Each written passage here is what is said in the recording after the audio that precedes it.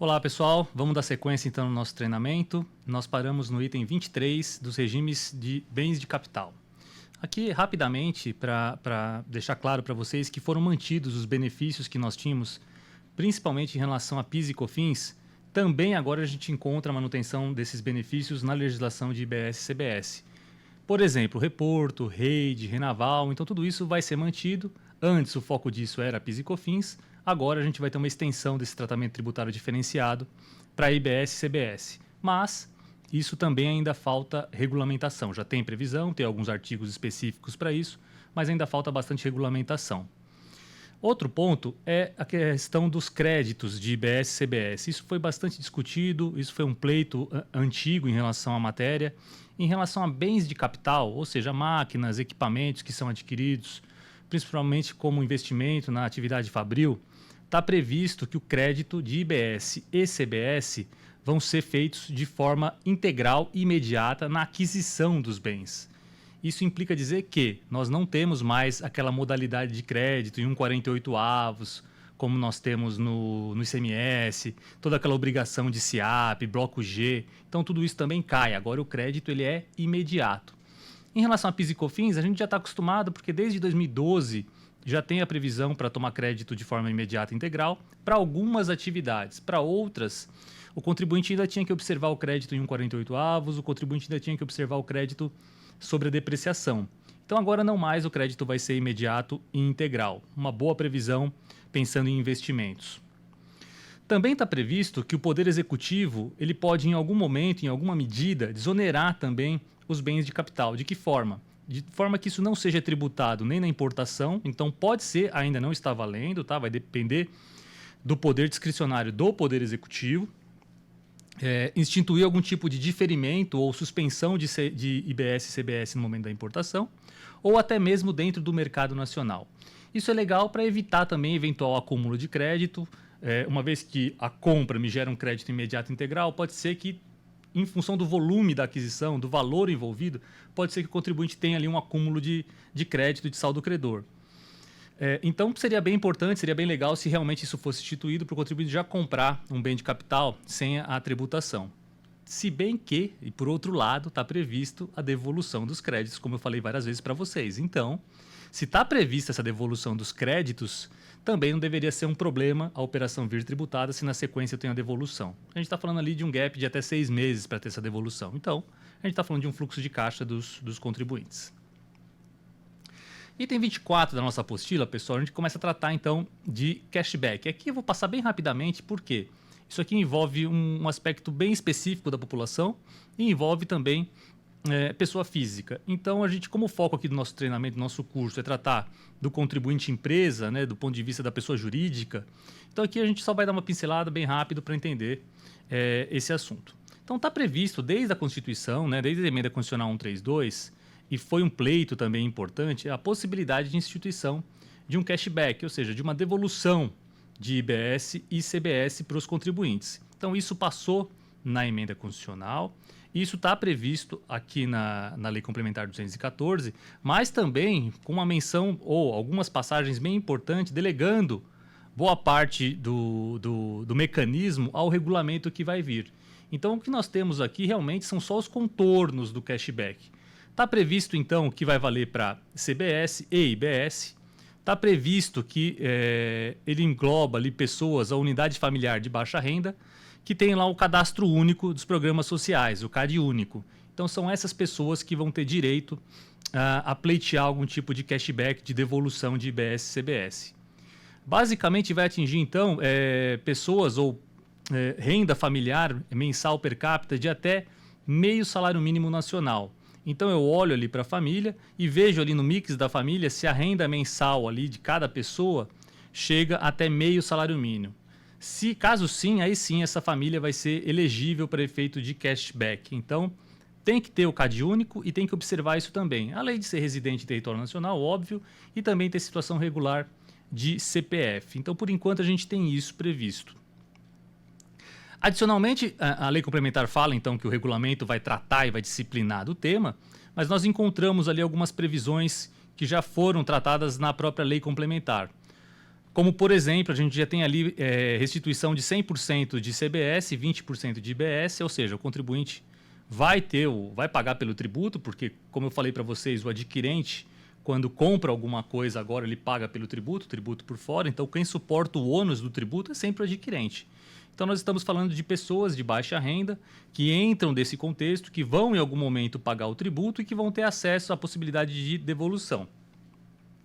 Então a gente tem possibilidade de devolução de 100% de CBS e 20% para IBS nos casos de botijão até 13 quilos, de gás, por exemplo, liquefeito, de energia elétrica, de abastecimento de água, de esgoto sanitário, gás canalizado e telecomunicações. Então isso já está previsto de forma mais clara e quais são os percentuais de devolução que vai acontecer. Para outros casos que ainda não estão tratados na lei complementar, que a gente ainda vai conhecer, está previsto ali um reembolso, né, vamos chamar assim, de 20% de CBS e de IBS e CBS para os demais casos. Quais casos? A gente ainda vai conhecer tudo isso. A devolução, então, vai depender ali da análise do consumo familiar e ela vai se dar a partir de janeiro de 2027 para a CBS, que é quando entra em vigor a CBS, a partir de 27, e a partir de janeiro de 29, que é quando entra em vigor o IBS full, né, quando ele começa a aumentar, ter a progressividade, começo a ter a devolução também. Mas tudo isso ainda, pessoal, está muito genérico, ainda se discute muito como vai funcionar o mecanismo, né? Como que a pessoa de baixa renda vai ter acesso a esse valor, né? Se vai ser um depósito em conta corrente, se vai ser num cartão. Então, toda essa parte operacional nós ainda não conhecemos, mas está previsto, foi um pleito forte durante toda a construção da reforma tributária e da emenda constitucional. Fora isso, nós temos também a cesta básica, né? Acho que vocês acompanharam a questão da cesta básica, onde gerou muita discussão e foi previsto ali uma cesta básica de alimentos, onde fica reduzida a zero a alíquota de IBS e CBS para esses produtos da cesta básica. O que nós temos agora de novidade com a lei complementar? Nós temos, de fato, um anexo. A lei complementar tem vários anexos. O primeiro anexo da lei complementar já é a lista da cesta básica. Então, a gente estava esperando por isso, porque nós sabíamos que existiria uma cesta básica nacional e que essa cesta básica gozaria de alíquota zero de IBS e CBS. Então, agora nós temos, isso está previsto no anexo 1, inclusive nós colocamos aqui no nosso material, na nossa apostila, todos esses produtos. A gente está falando de basicamente 26 itens que compõem a cesta básica, eu não vou ler todos para vocês, mas a gente está falando de arroz e assim, para cada item eles também foram colocando a descrição e o NCM. Isso eu acho bem legal porque ajuda no enquadramento, né? Então tem arroz e tem os tipos, qual NCM que se enquadra, tem leite, leite em pó, manteiga, margarina, café, feijão, farinha. Então tem uma série, açúcar, massas. Então para cada um eu tenho uma lista, eu tenho a descrição e tenho o NCM desses produtos. Então para todos esses 26 itens da cesta básica, nós estamos falando que vai ser aplicada a alíquota zero de IBS e CBS. Como nós vimos também, para quem tem alguma operação sujeita a alíquota zero, então vamos supor que nós estamos falando de uma empresa que vende o leite, que vende o arroz, que vende a margarina. Essa empresa vai gozar de alíquota zero, mas pensa que a operação para trás ela foi toda tributada. E como nós vimos, inclusive no desenho que eu coloquei para vocês, essa empresa vai ter direito à manutenção do crédito. Então, ela vai ter crédito da não cumulatividade plena para trás, vai recuperar esses créditos, vai vender com alíquota zero. Dependendo do que ela vende, do mix do que ela vende, ela vai ter um acúmulo de saldo credor. E como nós vimos, acúmulo de saldo credor é passível de ressarcimento agora. Então, também esta também é uma hipótese de ressarcimento de IBS e CBS. Este setor vai ser um que vai ter muito crédito, vai ter muito acúmulo, mas, de novo, vamos nos debruçar com o tempo nessa lista da cesta básica, porque imagino que vai gerar discussão, vai gerar debate, quando a gente olha, por exemplo, um item que fala de massas alimentícias, né, da posição 1902. Então, imagino que devem ter vários tipos de massas, tem caso de pães, tem vários tipos de pães. Então, é a primeira leitura que nós temos, acho que com o tempo vão gerar controvérsias, vão gerar discussões para confirmar o que faz e o que não faz parte de uma cesta básica. Bom, agora na sequência a gente entra nos regimes diferenciados, no item 25 da nossa apostila. O que nós falamos até agora foi da alíquota, né? Nós já percorremos essa questão de alíquotas, já vimos que a alíquota então vai ser padronizada, vai ter uma alíquota de referência. E já vimos que os estados e municípios eles têm autonomia para determinar quais são as suas alíquotas. Então, as alíquotas não necessariamente vão ser a de referência. Pode ser um pouco para mais, pode ser um pouco para menos. Mas a alíquota vai ser única. Uma vez estabelecida, nós vamos trabalhar com uma única alíquota. Exceto as exceções que nós temos na lei, que nós temos na própria emenda constitucional. Uma delas foi a cesta básica que eu comentei agora. Então, existe uma alíquota padrão, existe uma alíquota de referência, mas para a cesta básica a alíquota vai ser 0.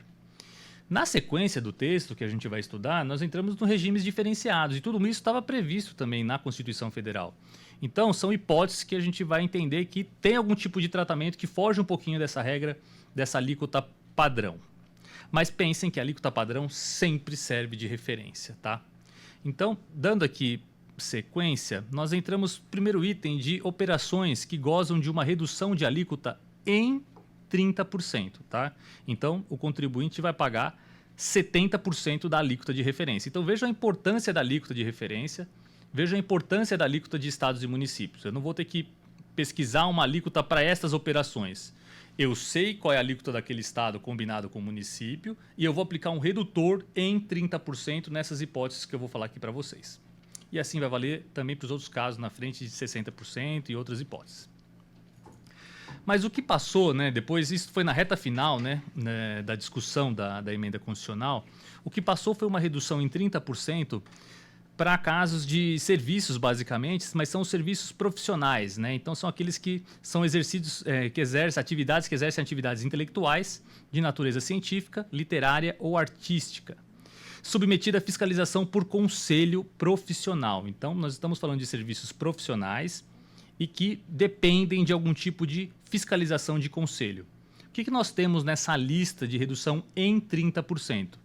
Administradores, advogados, arquitetos, assistente social, bibliotecário, biólogo, contabilista, então nós contadores estamos aqui nessa lista, economistas, profissional de educação física também está aqui dentro, engenheiros, estatísticos, médicos, museólogos, químicos, profissionais de relações públicas, técnicos industriais e técnicos agrícolas. Essa é a lista toda, tá? Ali para vocês aqui a lista toda que goza dessa redução em 30% da alíquota. Então, vai pagar 70% da alíquota de IBS e 70% da alíquota de CBS. Serviços profissionais. Agora, pessoal, pensem também que tem uma série de exigências e regrinhas também que a gente tem que observar para essas reduções. Então, o primeiro caso é que a pessoa física que goza dessa redução, e lembre que eu falei para vocês que pessoa física também é contribuinte de IBS e CBS, tá? Então, no caso da pessoa física, ela tem que estar vinculada e tem que estar habilitada como profissional deste conselho que eu comentei. Então, se nós estamos falando de um economista, por exemplo, ele tem que ter um registro no Corecon, por exemplo. Se nós estamos falando de um contador, ele tem que ter um registro no CRC, por exemplo, para poder trabalhar dessa forma. A pessoa física, na minha opinião, ela tende a ser desestimulada a trabalhar como pessoa física. Porque imaginem que, como pessoa física, além de pagar imposto de renda com alíquota de 27,5%, com as alíquotas progressivas, mas considerando o teto ali de 27,5%, ela ainda vai ser contribuinte desse tributo de IBS e CBS com uma alíquota cheia, assim como a pessoa jurídica. Então, eu penso que é um estímulo para a pessoa física, que eventualmente atua como pessoa física, pensar em constituir uma pessoa jurídica para capturar algum tipo de benefício. Aí não só de IBS e CBS, mas sim mais de imposto de renda. Na verdade, IBS e CBS vai ser igual, tanto faz, se trabalhar como pessoa física ou como pessoa jurídica. No caso da pessoa jurídica, então a pessoa jurídica que atua nesses segmentos que eu comentei, quais são os requisitos para ela poder gozar dessa redução de alíquota? Então, ela tem que ter sócios. Os sócios da pessoa jurídica têm que ser profissionais habilitados, como eu comentei também. Esta empresa, essa pessoa jurídica, ela não pode ter um sócio pessoa jurídica. Então, isso já é um ponto importante. Nós estamos falando, por exemplo, de uma empresa de contabilidade. A empresa de contabilidade não pode ter como sócio pessoa jurídica. A empresa de contabilidade não pode ser sócia de outra pessoa jurídica. Então, não pode ter acima ou abaixo. Eu estou falando contabilidade, mas isso da lista toda, tá? Isso vale para toda a lista. Isso me preocupa porque a gente olha para alguns grupos que trabalham com administração, alguns grupos de empresas focadas em economia, em contabilidade, e a gente percebe que são grupos empresariais que tem sócio pessoa jurídica, que tem controladas abaixo. Então, tudo isso pode ser um impedimento, como está previsto aqui, para gozar da alíquota de 30%. Então, atenção ao seu modelo societário, quem são seus sócios e de que empresas vocês participam, porque pode ser, da forma que está previsto aqui, que seja um impedimento para gozar da alíquota reduzida em 30%. Vamos aguardar a regulamentação, mas esse ponto é um ponto preocupante. Outro ponto aqui, não pode, lógico, exercer atividade diferente ou diversa daquela que está habilitada, né? Então, lógico, se eu estou falando de uma empresa de contabilidade, ela não pode exercer uma outra atividade, como, por exemplo, de advocacia. Tem que ser naquela atividade em que ela está habilitada. Sendo admitido auxiliares ou colaboradores. Ou seja, pessoal, a gente está falando de uma empresa de fato que não necessariamente apenas o sócio está trabalhando. Tá? Então, não vai ter aquele caso, é uma empresa de contabilidade onde os sócios são contadores e eles são os únicos contadores da empresa. Não. É uma empresa de contabilidade onde os sócios são contadores, todos têm registro no CRC, mas é lógico que eles têm auxiliares e colaboradores. Então, isso é permitido. Outro ponto que não impede a redução da alíquota é a natureza jurídica da sociedade. Então, aqui, quando o texto nos traz isso, ele está falando, olha, não precisa ser uma sociedade simples. Pode ser uma sociedade simples ou pode ser uma sociedade empresarial. Então, isso também acho que é um ponto bem importante, porque quando a gente fala desse tipo de benefício, a gente tem na mente a sociedade uniprofissional, que alguns municípios instituem prefeito de ISS. E aí tem uma série de regrinhas, como, por exemplo, alguns casos onde não pode ser uma sociedade empresarial. Aqui está previsto que independe, então, a natureza jurídica para poder gozar desse benefício. Não impede no caso de união de diferentes profissionais. Então, por exemplo, a firma de contabilidade, ela pode ter economistas, desde que os contadores estão fazendo contabilidade e os economistas estão prestando, por exemplo, serviços relacionados à consultoria econômica. Então, isso também é possível. Combinar especialistas dentro de uma única empresa também é possível. E também depende a forma de distribuição de lucro. Então, isso é distribuição proporcional, desproporcional. Então, tudo isso não traz, não condiciona, não traz nenhum impedimento para gozar da alíquota de 30%.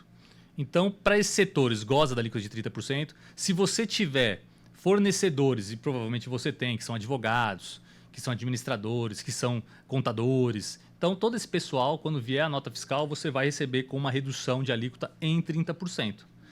E como eu falei para vocês, qual vai ser o crédito de vocês? O crédito de vocês vai ser também reduzido em 30%. Vai ser um montante exatamente pago por esse pessoal na sua nota fiscal. Então, de novo, a alíquota é reduzida e vocês também vão ter créditos reduzidos.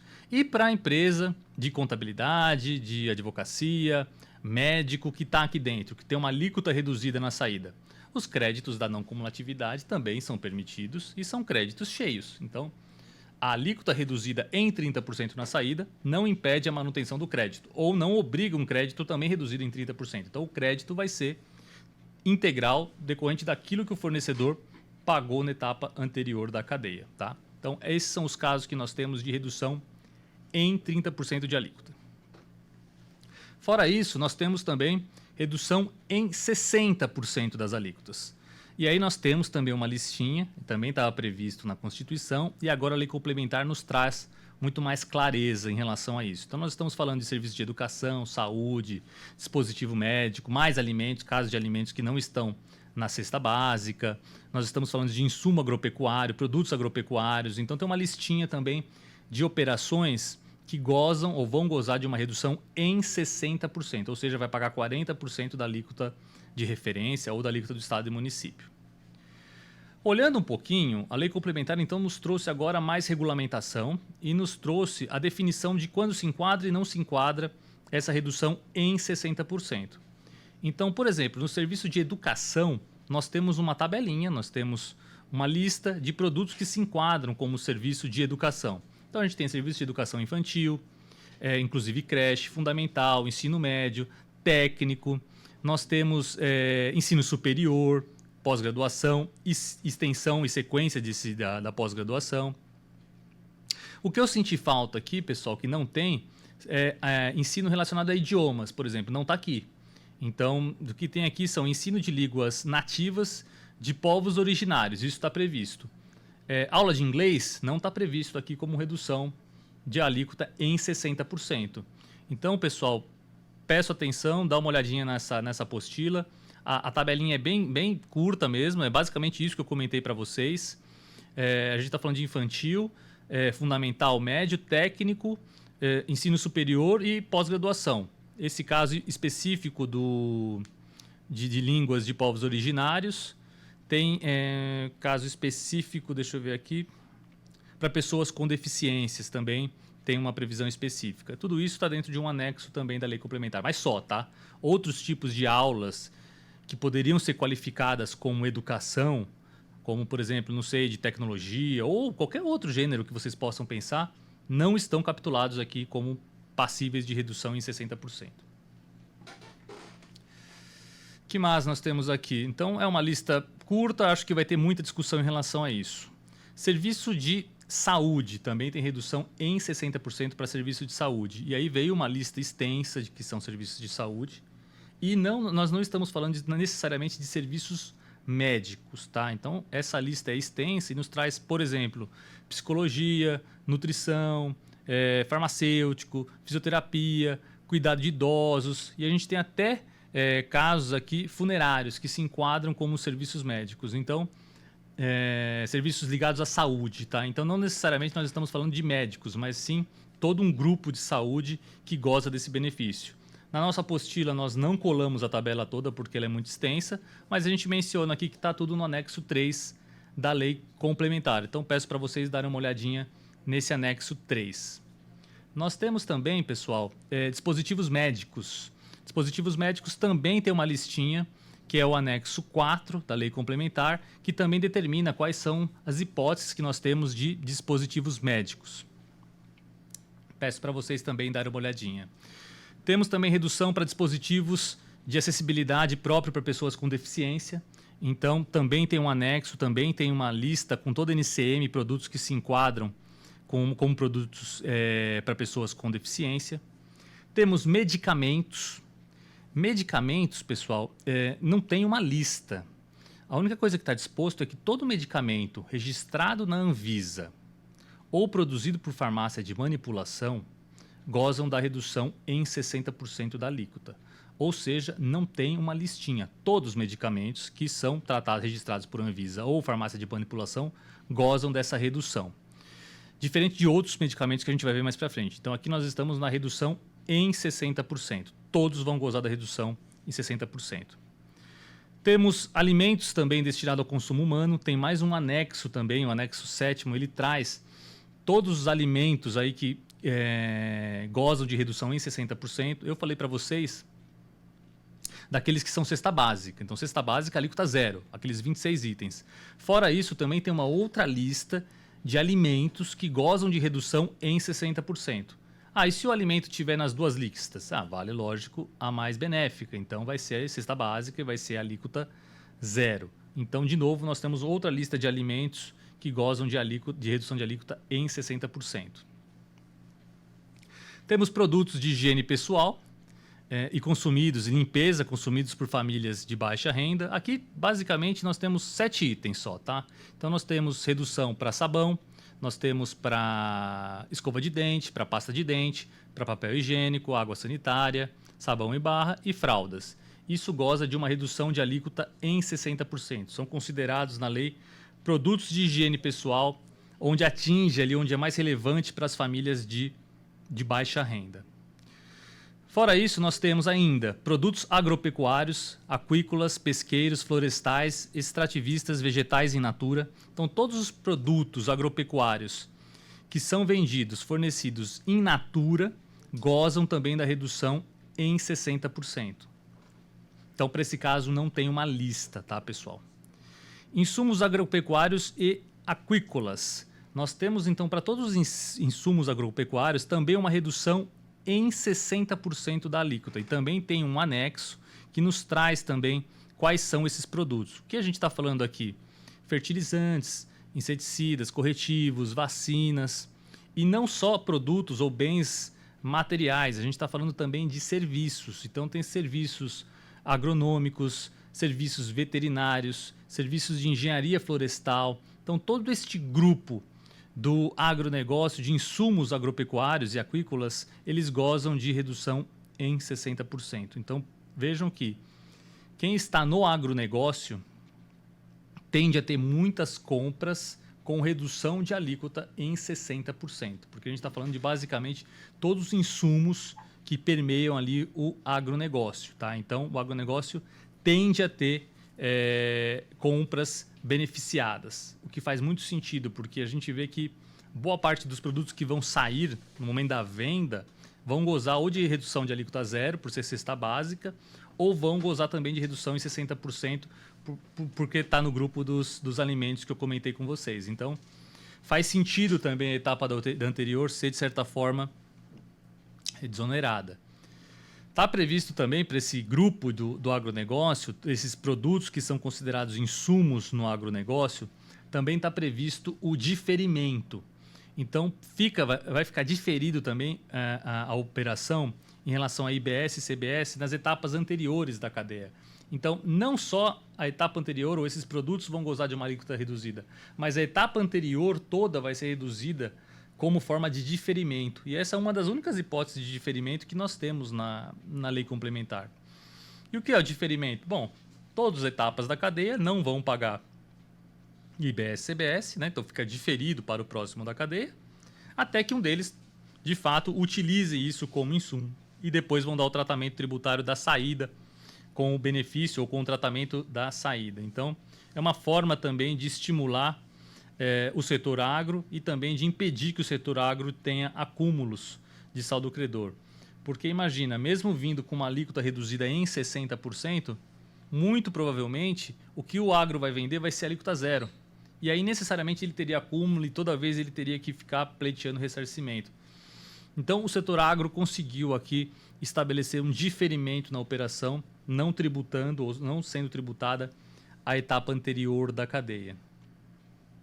E quando se encerra o diferimento? Bom, quando se encerra é quando você então utiliza esse insumo como insumo na sua atividade, então você não está revendendo esse insumo, ou no caso de importação também. Então, nessas hipóteses, o que está previsto é que no caso de que seja encerrado o diferimento, o que deveria acontecer, o que a gente está acostumado em relação, por exemplo, ao ICMS, eu tenho que pagar o tributo e eu vou lá e levo um crédito em conta gráfica, de tal forma que os valores se anulam, né? Então, geralmente eu tenho que pagar o ICMS e depois eu vou lá e me credito. O que nunca fez muito sentido do ponto de vista econômico-financeiro. O que está previsto é que esse pagamento e lançamento de conta gráfico vai ser dispensado. Uma vez que o contribuinte encerrou o diferimento, mas esse diferimento também seria obrigado a pagar o imposto e daria direito a crédito, então nada vai ser feito. Então o contribuinte segue, vai pagar o tributo na operação dele de venda, do produto industrializado por ele ou produzido por ele, sem ter que necessariamente pagar e creditar o mesmo valor de tributo. Eu achei isso bem legal, tirou ali um peso de obrigação acessória, ficou mais simples do que a gente está acostumado também em relação a ICMS.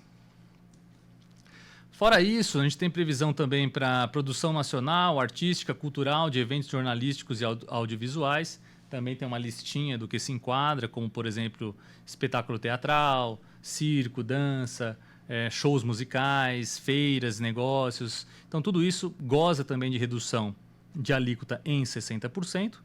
Mas está previsto que tem que ser produções realizadas no país, então não vale para uma produção de fora que vem para cá. Tem que ser feita com obras também majoritariamente artísticas de autores brasileiros. Então foi uma forma assim, de proteger um pouco da cultura e da arte do Brasil e foi concedida então uma redução em 60% das alíquotas. Atividades desportivas também conseguiu uma redução, isso foi objeto de muita crítica, né, de muito questionamento, mas atividades desportivas também gozam de uma redução. Então, por exemplo, atinge aí os ingressos de futebol, de programas de sócio-torcedor. Então, tudo isso também foi beneficiado com uma redução em 60% da alíquota de IBS e CBS. Bom, além de redução, nós já falamos então de redução em 30%, falamos de redução em 60%, falamos de cesta básica. Mas também tem ainda as reduções, outras reduções, que são a alíquota zero. Então, que de fato também reduz a zero alíquota de IBS e CBS. E nós temos também uma listinha de dispositivos médicos, medicamentos, dispositivos para pessoas com deficiência, produtos de cuidados básicos à saúde menstrual, produtos hortícolas, frutas, ovos. Então, para isso também tem uma listinha e também tem anexos e também tem toda uma descrição do que é elegível para esse tipo de situação. Então, dispositivos médicos, nós temos ali equipamentos, por exemplo, para eletrocardiograma, para eletroencefalograma, respiradores. Então, todos esses produtos, e aí tem também 2 anexos, o anexo 12 e o anexo 4, que traz ali também, por NCM, por descrição, quais são os dispositivos médicos que gozam da alíquota zero de IBS-CBS. Temos dispositivos de acessibilidade próprio para pessoas com deficiências, também tem uma listinha, também tem anexos que trata disso. Temos uma lista de medicamentos que gozam de alíquota zero. Então, o que eu comentei com vocês agora há pouco foi: todos os medicamentos gozam, se for registrado na Anvisa, gozam de uma alíquota em 60%. Ponto. Além disso, nós temos uma lista de 383 medicamentos, que também está no anexo 14 da Lei Complementar, que esses gozam de alíquota zero. Então, de novo, precisa ir até este anexo, ver a descrição, o NCM, para confirmar se você se enquadra num desses 383 medicamentos que vão ser beneficiados com alíquota zero. Além disso, nós temos produtos, né, com cuidados básicos à saúde menstrual. Aqui não tem um anexo, são só 3 itens: tampões higiênicos, absorventes higiênicos internos e externos e coletores menstruais. Então, também tem o nome que eu estou falando para vocês e também a NCM desses produtos para poder gozar de alíquota zero desses tributos. Temos produtos hortícolas, frutas e ovos que gozam de alíquota zero. Então, não estão necessariamente na cesta básica, mas estão aqui nessa outra lista de que goza de alíquota zero. Então, nós estamos falando de novo de ovos, produtos hortícolas, frutas frescas, resfriadas, congeladas. Nós estamos falando de plantas, raízes, cocos. E são só 6 itens que estão nessa lista, tá? Um ponto interessante é que fala que, na verdade, para gozar dessa alíquota zero, ele pode não necessariamente ser a fruta, né, inteira. Ela pode ser inteira, cortada, fatiada, em pedaços, ralada, descascada, desfolhada, higienizada, embalada. Então, misturada, né? Então, a saladinha ali de fruta. Então, tudo isso goza de alíquota zero, não necessariamente afasta a alíquota zero por estar nesse estado. Nós temos também automóveis para pessoas com deficiências e com transtorno do espectro autista e também para motoristas de táxi.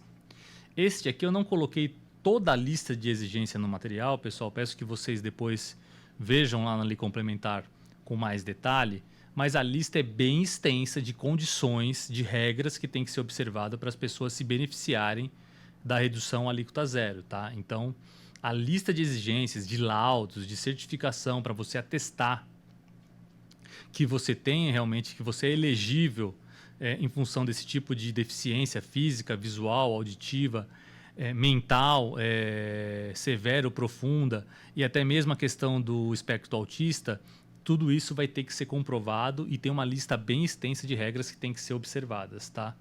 Parece que foram criadas mais burocracias, mais aspectos que precisam ser provados para o contribuinte poder se beneficiar dessa alíquota zero.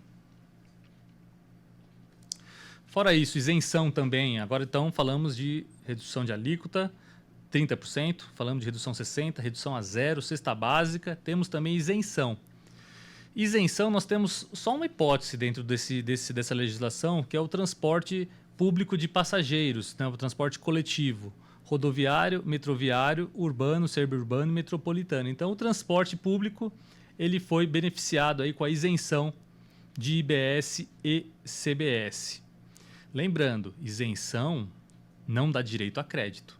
Então, uma empresa transportadora que goza dessa isenção, esta sim vai ser prejudicada em relação à não cumulatividade, porque a saída com isenção impede a manutenção dos créditos da etapa anterior da não cumulatividade. Esse pode ser um item questionado ou questionável pelas empresas de transporte. Elas foram beneficiadas, mas elas vão necessariamente sofrer todo o ônus tributário das aquisições que não foram objeto de creditamento. Temos também, pessoal, um tratamento diferenciado bem específico para produtor rural. Mas produtor rural, aquele que tem uma receita inferior a 3 milhões e 600 de reais por ano. Então a gente está falando realmente daquele pequeno produtor rural. Este produtor, ele não é considerado contribuinte de IBS e CBS. Então qual foi o objetivo? Pegar aquele pequeno produtor, aquele microprodutor e realmente não colocar nele todo o fardo, toda a exigência de ter um cadastro, de apurar esses impostos, de ter a não cumulatividade, porque seria extremamente difícil para esse pessoal conseguir implementar tudo isso. Então, para esses produtores, foi estabelecido ali a possibilidade de não ser considerado contribuinte.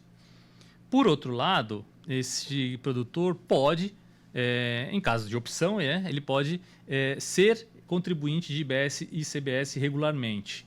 Então, vai ser uma opção que ele vai ter que exercer se ele quer ou não ser contribuinte. Qual é a vantagem de ser contribuinte? De novo, a vantagem de ser contribuinte é porque ele recupera todos os créditos e ele tributa na saída e oferece todos esses créditos para o próximo da cadeia. Ao passo que se ele não for um contribuinte regular, se ele não exercer essa opção, ele vai passar sim um crédito para o próximo da cadeia, mas vai ser um crédito presumido, vai ser um crédito menor, que ainda não foi estabelecido pela legislação. Então, nós não sabemos qual é o montante desse crédito. Como nós não sabemos o montante desse crédito presumido, fica até difícil fazer conta e determinar se vale a pena ou não exercer essa opção. Mas isso vale só para quem fatura até 3 milhões e 600 por ano. Tem que ser um produtor rural realmente muito, muito pequeno para poder ser atingido por esse comando da legislação. Além disso, nós temos também regimes específicos na legislação. Nós temos, alguns eu trouxe, outros não, porque são pontos que nós vamos tratar em outras aulas. Então, por exemplo, operações com bens imóveis. Nós vamos gravar um curso, uma aula só dedicada a bens imóveis, porque, de novo, tem um capítulo extenso, é uma regra muito diferenciada, tem mudança para pessoa física, para pessoa jurídica, para locação, para venda. Então, para isso, nós vamos preparar uma aula que vai ser ao final, com uma aula extra desse pacote todo que a gente está oferecendo para vocês, mas fica o nosso compromisso de que nós vamos também gravar isso, que nós vamos também colocar isso à disposição de vocês. Outros casos, como, por exemplo, Zona Franca de Manaus, nós também vamos tratar numa aula à parte. Eu gostaria de destacar com vocês, desses regimes específicos, o combustível. Por quê? Se você não opera, né, no setor de combustível, necessariamente você é um adquirente de combustível, dependendo da ponta onde você está trabalhando, né, como indústria, como comércio. Então você está, de certa forma, consumindo combustível. Para os casos de combustíveis, está previsto um regime específico onde IBS e CBS tem uma previsão de incidência monofásica. Ou seja, de novo, voltamos para a incidência monofásica, onde só eu tenho a tributação numa etapa da cadeia, no início da cadeia, e os demais da cadeia não têm a tributação. Então, combustível ficou sujeito à incidência monofásica. A base de cálculo de combustível de IBS e CBS é a quantidade. Então, de novo, tivemos base de cálculo fundamentada em quantidade. A alíquota de IBS vai ser a mesma para todo o território nacional. Então, esse é o único caso em que estados e municípios não vão determinar a alíquota de IBS e CBS, o que faz sentido, né? Uma vez que a incidência é monofásica, ficaria até difícil ter alíquota que não fosse uma só, né? Então, nós temos uma única alíquota para todo o país. Fica assegurado também, e ainda falta regulamentação, uma tributação inferior para casos de combustíveis que não são combustíveis fósseis. Combustíveis de baixa emissão de carbono vão ter uma tributação inferior aos combustíveis fósseis. Isso ainda também vai ser regulamentado. Fica vedado também o crédito de IBS e CBS quando destinado à distribuição, comercialização ou revenda de combustível. O que isso quer dizer? Se o primeiro da cadeia não vai pagar IBS e CBS, isso é importante. Aliás, o primeiro da cadeia vai pagar IBS e CBS porque é incidência monofásica. Os próximos da cadeia, o distribuidor, por exemplo, ou comercializador, ele não vai pagar IBS e CBS. E ele também não tem direito a crédito. Então, pagou uma vez no início da cadeia, por incidência monofásica, os demais da cadeia não se creditam e não debitam IBS e CBS. E o último da cadeia, você pode me perguntar, e é por isso que eu trouxe esse tema para a conversa. O último da cadeia, que é a pessoa que vai consumir o combustível, então a pessoa transportadora que vai consumir aquele combustível, a indústria que vai consumir aquele combustível, essa sim vai ter direito a crédito de IBS e CBS. Então, vai ser pago no começo da cadeia, todos os demais não vão pagar, e quando chegar no adquirente, consumidor daquele combustível, se não for um consumidor final, pessoa física, como eu, que vou colocar ali a gasolina no carro, se for um contribuinte de IBS e CBS, mas que é consumidor daquele combustível, ele vai ter direito a crédito de IBS e CBS. Então eu trouxe esse tema não para explicar todo o regime de combustível, mas para vocês entenderem, porque tem muita gente falando, o combustível não vai gerar mais crédito. Não vai gerar mais crédito para o distribuidor, não vai gerar mais crédito para o comercializador, mas para o adquirente, consumidor daquele combustível, isso vai gerar crédito sim de IBS e CBS, tá? Bom, ainda em relação aos regimes específicos, nós também temos o caso das sociedades cooperativas. Isso também tem gerado discussão, o pessoal tem me procurado, mas na verdade a gente tem pouca legislação, ou a Lei Complementar 214 ainda tratou muito pouco das cooperativas. O que está previsto, por enquanto, dentro do regime específico de sociedade cooperativa? Que as transações que acontecem entre ou quando o associado fornece bem ou serviço à cooperativa, ou o contrário, quando a cooperativa fornece bem e serviço ao associado, essas operações poderão ser tratadas com alíquota zero. Então, o contribuinte vai ter a opção de aplicar a redução da alíquota zero nas operações onde ele entrega alguma coisa para a cooperativa, bens e serviços, ou a cooperativa entrega para ele algum bem e serviço. Então, isso é uma opção. Penso que isso está aderente à legislação que nós já temos hoje, né, pensando em matéria de cooperativa. E também entendo que a maioria das cooperativas devem assim tratar, né, porque é o que mais faz sentido essa transação entre associado e cooperativa não ser tributada. Isso está previsto também, essa possibilidade também vale entre cooperativas singulares, centrais, federações e confederações. Então, todas essas transações entre cooperativas, entre associado, né, entre o cooperado e a cooperativa, ou entre cooperativas, né, isso também pode ser tratado com alíquota zero de IBS e CBS. Mas todo o tratamento, todo o regramento também ficou delegado ao regulamento. Aí vocês podem perguntar, poxa, em relação aos créditos, né? Como é que funcionam os créditos decorrentes da não cumulatividade? Então, está previsto também que se essa transação, se essa operação foi tratada com alíquota zero, então se o associado entregou algo à cooperativa com alíquota zero, ele vai ter um acúmulo de saldo credor. Então, neste caso, está previsto que ele também pode transferir o saldo credor para a cooperativa, porque ela sim vai precisar desse crédito em função da não cumulatividade ou da operação que vai ser tributada na sequência. Então, está previsto que cada associado poderá transferir créditos para a cooperativa. O desafio aqui que eu coloco é que ele fala que esse crédito que o cooperado, que o associado vai entregar para a cooperativa, tem que ser necessariamente vinculado, o crédito vinculado àquilo que ele está entregando para a cooperativa. Então, se este associado tiver outros créditos, por exemplo, de consultoria, de advocacia, créditos que não estão necessariamente ligados com o bem que ele está entregando para a cooperativa, este não vai ser elegível ou passível de transferência.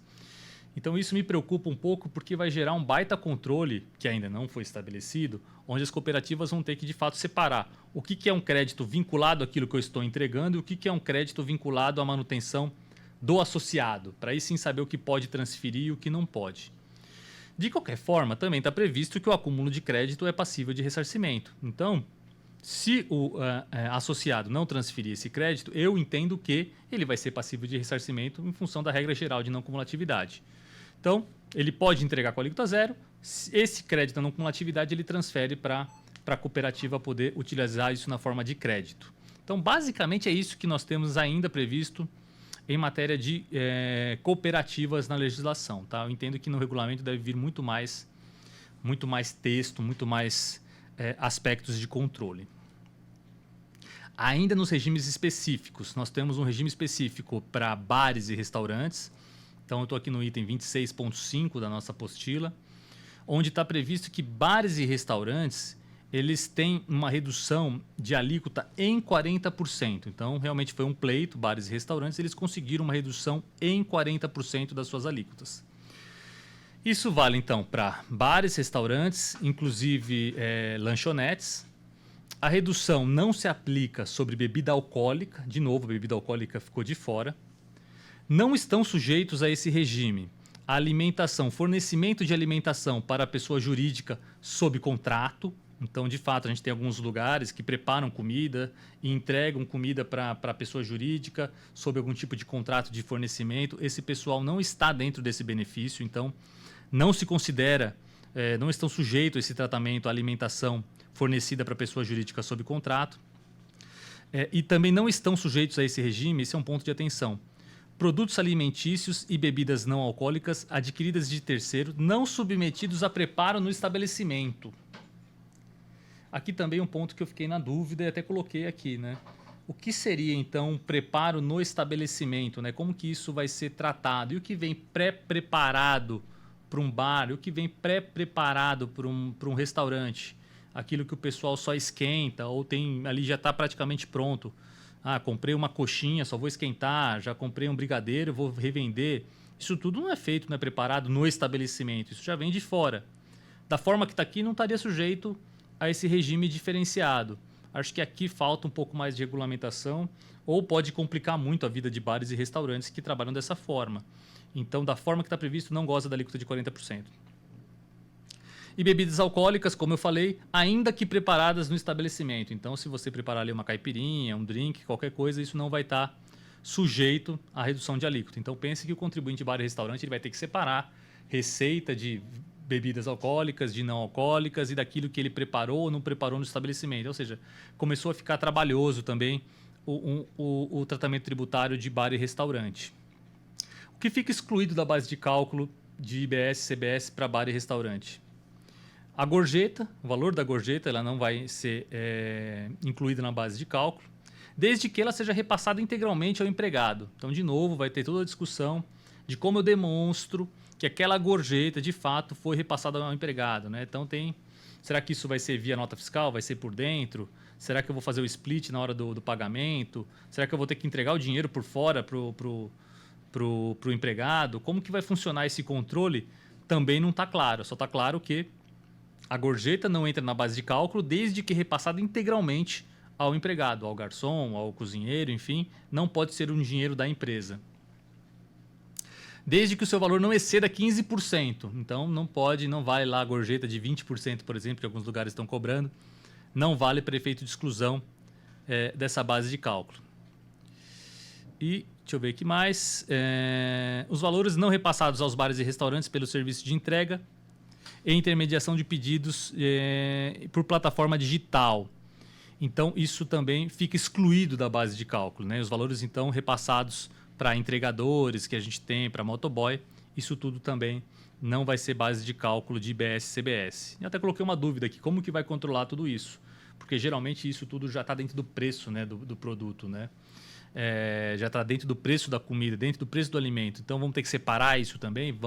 E como esse dinheiro vai ser controlado, né? Como que isso vai ser dividido? Isso para mim também não está claro.